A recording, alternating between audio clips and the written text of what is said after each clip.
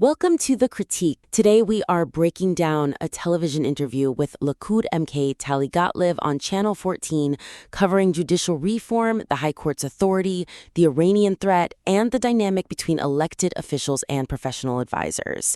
Let's get right into the feedback. Yeah, let's dive in. So looking at the source material, the discussion regarding the High Court of Justice and the appointment of Yitzhak Amit risks diluting a constitutional argument by mixing it with procedural grievances. Right, and that's a very common trap. The weakness here is how rapidly the argument oscillates between a really high-level constitutional principle, which is that the court lacks the authority to order the minister to convene the committee, and then these very specific lower-level procedural complaints. Like the secret hearing. Exactly. The secret hearing, or the 36 judges appointed in the dark, the specific timing of the discussion. By weaving the complaint about the lack of publicity for the hearing directly into the argument about the minister's authority, the listener can easily lose track of the core legal claim. Which is that the court is acting ultra-virus, beyond its legal power. Yes, they completely lose that thread and instead start focusing on the conspiracy angle of a hidden discussion. Because it lowers the ceiling of the argument, right? It goes from a clash of democratic titans to a complaint about administrative protocol. So the suggestion here is to strictly separate the constitutional argument regarding authority from the procedural argument regarding transparency and fairness. To ensure the actual weight of the constitutional claim lands much harder. Right. So let's talk about some concrete examples of how to do that. First off, open with the absolute strongest legal axiom she mentions. Which is, if you have the authority to give me an order, there is a consequence if I don't follow it. And if you don't have authority, I won't. It's such a sharp legal dagger. It really is, but she steps on that line by pivoting immediately to the secret hearing. She needs to finish this logic train completely before introducing the next point. Establish the fortress of the argument first. Exactly. Solidify the legal standing.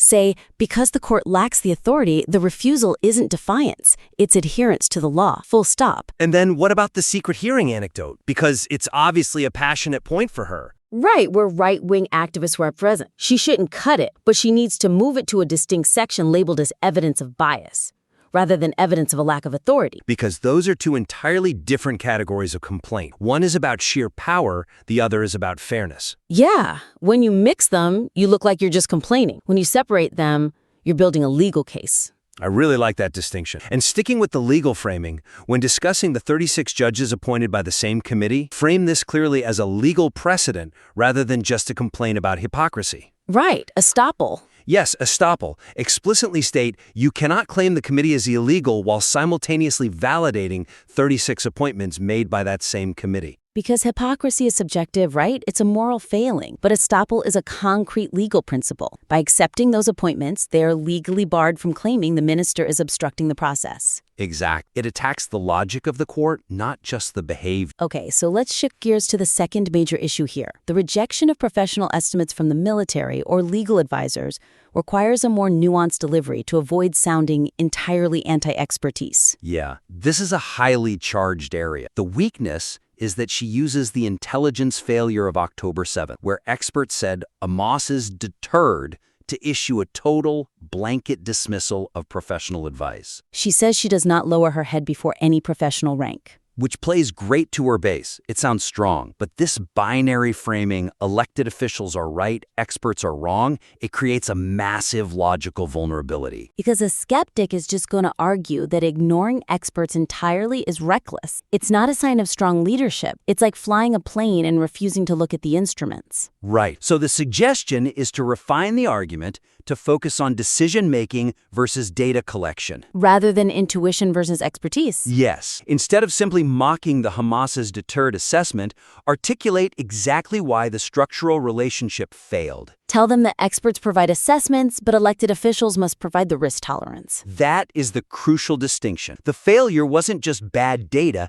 it was leadership accepting data without applying skeptical risk tolerance. It validates her role as the ultimate decision maker without totally invalidating the concept of intelligence gathering. Exactly. And we see another opportunity for this with the Ronan Bergman article regarding the leak about Trump and Netanyahu. Oh, yeah. She just dismisses it outright as a political tool. Right. But a concrete example of how to improve this would be to acknowledge the journalist expertise or the gravity of the leak first, and then dismantle it as a political tool used to harm state security. because if you just wave it away, it looks like you're dodging it. Exactly. Say, look, he's a serious journalist with deep sources, which makes this leak even more dangerous. Engage with the material. It's much more statesmanlike, and use the Iran example more effectively here, too. Right. Explicitly state that while the military provides the capability assessment, which she mentions, regarding ballistic missiles, the moral and strategic obligation to act lies solely with the elected government.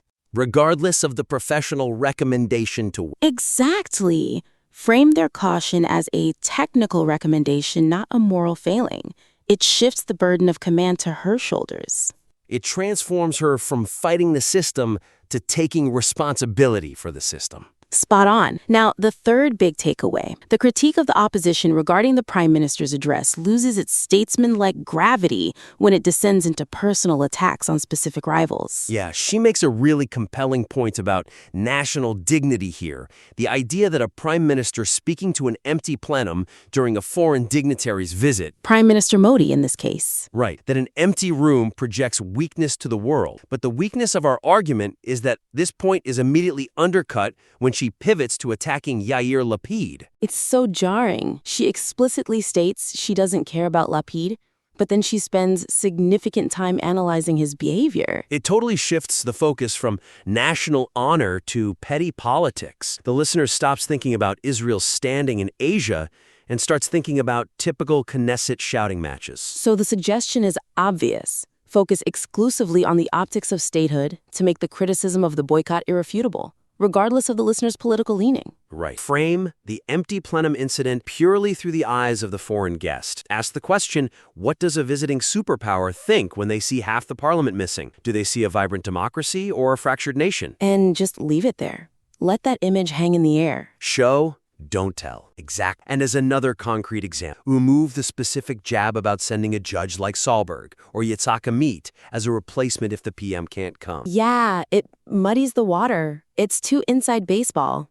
It distracts from the court imagery of the empty seats. Instead of attacking the opposition's lack of vision immediately after, just let the image of the empty plunge stand alone as the evidence of that lack. Okay, let's hit the final topic, which is the Iran narrative. There is a friction between the rhetoric of an immediate threat and the dismissal of timeline questions, which needs to be reconciled. This is a really vital part of the interview. The weakness here is that she calls Iran a ticking time bomb and demands an attack to remove the threat, but simultaneously calls the public's obsession with when it will happen infantile. It's a massive contradiction. If you convince me there's a ticking bomb under my chair, it's not infantile for me to ask when it's going to go off. It's a rational survival instinct. Scolding the public for being anxious about the exact existential threat you just highlighted confuses the message. Right. So the suggestion is to bridge the gap by explaining strategic ambiguity rather than mocking the public's curiosity. Because obviously she can't give the date of the attack on television. No, of course not.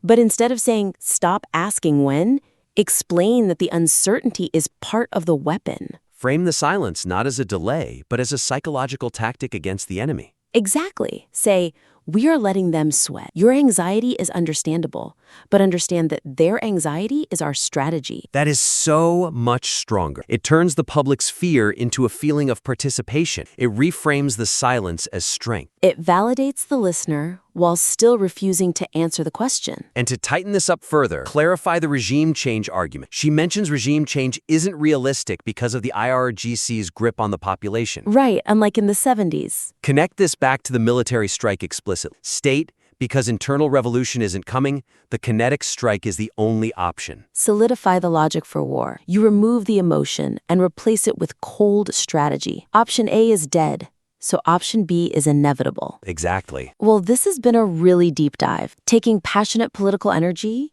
and channeling it into precise, unassailable structures. Let's do a quick recap of the 4 actionable points for the listener. Let's do it. First, separate constitutional principles from procedural complaints. Finish the legal argument regarding authority before moving to complaints about transparency, and use estoppel regarding the 36 judges.